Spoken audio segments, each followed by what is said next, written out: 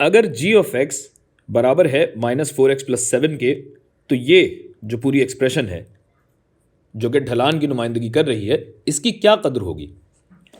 अब चूंकि ये एक लकीरी यानी लिनियर फंक्शन है जिसकी इक्वेशन की शक्ल y = mx+c होती है, तो y यहाँ पे g ऑफ x है, m यहाँ है -4, x वैसे का वैसे ही रहेगा और +c है +7।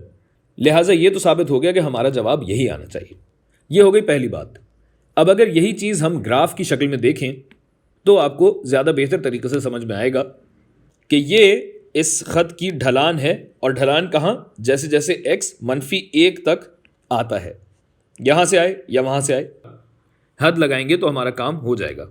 बेसिकली हमें टेंजेंट यानी ख़त्ते मुमासिल की स्लोप यानी ढलान निकालनी है -1 पे, जो कि ये दिया हुआ है आपको। तो अब चलिए यहाँ पे ये जो फंक्शन की कदरें वगैरह हैं ये सब डालते हैं।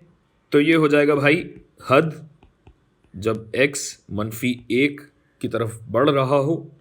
g ऑफ x क्या है, अलग रंग में कर देते हैं, -4x + 7 माइनस g ऑफ -1, ये अलग कलर में कर देते हैं, माइनस g ऑफ -1 क्या होगा कि अगर आप इसमें x की जगह -1 डाल दें तो ये हो जाएगा -4 ज़रब -1 मतलब -4। तो 4 और 7 कितना होता है, ये होता है 11। और नीचे क्या है, x + 1, जूं का तू ही रहेगा, x + 1। तो अब इसकी तस्हील कर लें, सिंप्लीफाई कर लें। +7 -11 कितना हुआ, बताओ भाई कितना हुआ, -4।